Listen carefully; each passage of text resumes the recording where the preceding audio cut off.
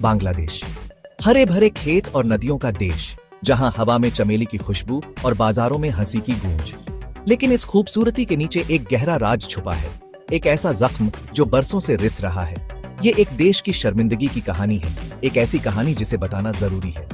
ये कहानी कमजोर दिल वालों के लिए नहीं है, ये उस वक्त की कहानी है जब भाई भाई के खिलाफ हो गया, जब समाज हिंसा और नफरत से टूट गया। ये धोखे, खामोशी और सच बोलने की हिम्मत की कहानी है। बांग्लादेश के अंधेरे को समझने के लिए हमें उसके जन्म पर वापस जाना होगा। 1947 में सदियों तक अंग्रेजों के राज के बाद भारत को आजादी मिली, लेकिन ये आजादी एक बड़ी कीमत पर मिली। देश धर्म के आधार पर बंट गया, दो नए देश बने, हिंदुस्तान जहां ज्यादातर हिंदू थे और पाकिस्तान जहां ज्यादातर मुसलमान थे। पूर्वी पाकिस्तान, जो पश्चिमी पाकिस्तान से 1000 मील दूर भारत के बीच में था, जल्द ही अपने पश्चिमी भाई से अलग हो गया। एक ही धर्म होने के बावजूद पूर्वी पाकिस्तान के लोग, बंगाली, अपनी संस्कृति, भाषा और जगह के हिसाब से पश्चिमी पाकिस्तानियों से अलग थे। फूट के बीज बो दिए गए थे।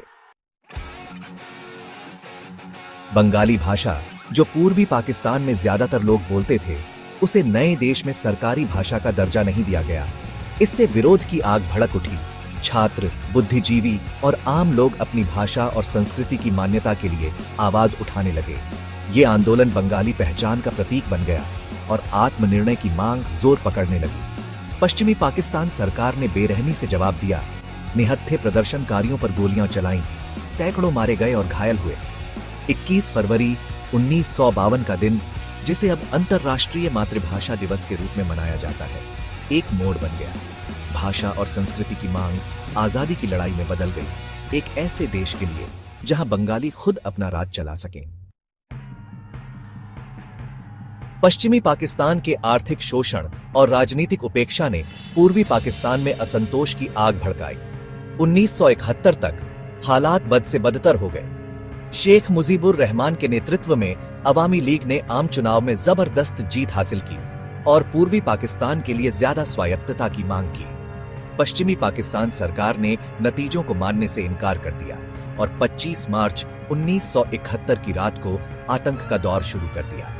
ऑपरेशन सर्चलाइट, जैसा कि इसे बदनाम किया गया, बंगाली आजादी आंदोलन को कुचलने के लिए एक सोची समझी सैन्य कार्रवाई थी। पाकिस्तानी सेना ने स्थानीय सहयोगियों की मदद से बुद्धिजीवियों, छात्रों और हिंदुओं को निशाना बनाकर आतंक का राज कायम किया। शहर जला दिए गए, गांवों को बर्बाद कर दिया गया और लाखों लोग अपने घरों से भागकर पड़ोसी देश भारत में शरण लेने को मजबूर हो गए। भाग 5, विरोध की आवाजें।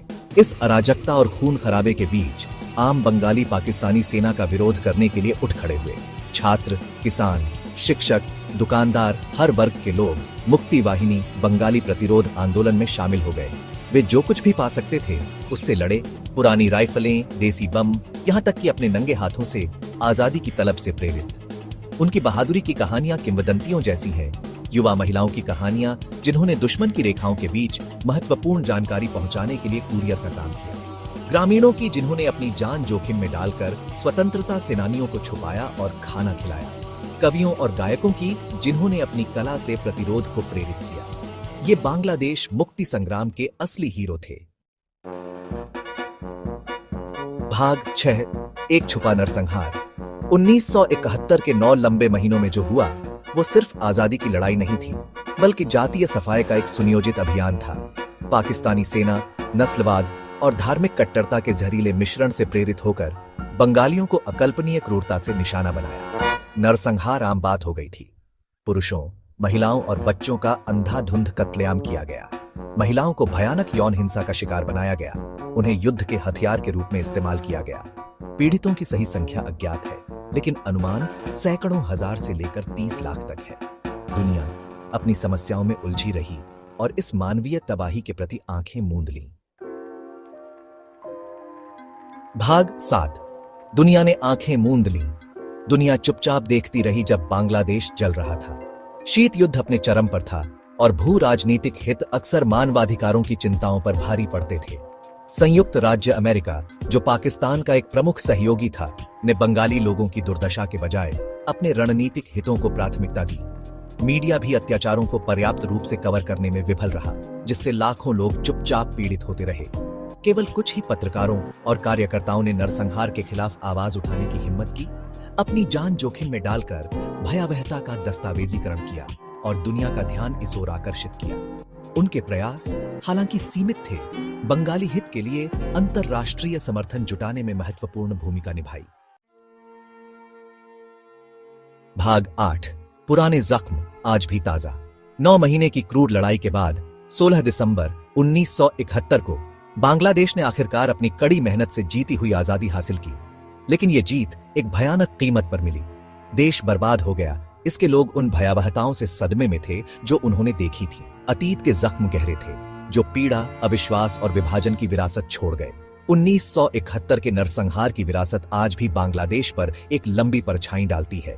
इन अपराधों के अपराधियों, जिनमें से कई सत्ता के पदों पर बने हुए हैं, के लिए दंड से मुक्ति की संस्कृति नाराजगी और अविश्वास को बढ़ावा देती रहती है। पीड़ितों और उनके परिवारों के लिए न्याय से इनकार ने एक गहरा घाव छोड़ दिया है, जो भरने से इनकार करता है। भाग 9, सच को सामने लाना, मेल मिलाप की कोशिश। आज बांग्लादेश एक दौराहे पर खड़ा है। अपनी आजादी के बाद के दशकों में राष्ट्र ने उल्लेखनीय प्रगति की है, लेकिन 1971 के भूत उसके वर्तमान को परेशान करते रहते हैं। नरसंहार की सच्चाई को स्वीकार करना, अपराधियों को न्याय के कटघरे में लाना और पीड़ितों के परिवारों को न्याय दिलाना अतीत के जख्मों को भरने की दिशा में आवश्यक कदम है। मेल मिलाप की राह लंबी और कठिन होगी, लेकिन यह एक ऐसी यात्रा है जिसे बांग्लादेश को अपने वर्तमान और अपने भविष्य के लिए करना ही होगा। अपने सबसे काले राज्यों का सामना करके, अतीत के दर्द और पीड़ा को स्वीकार करके ही बांग्लादेश वास्तव में एक एकजुट और न्यायपूर्ण राष्ट्र के रूप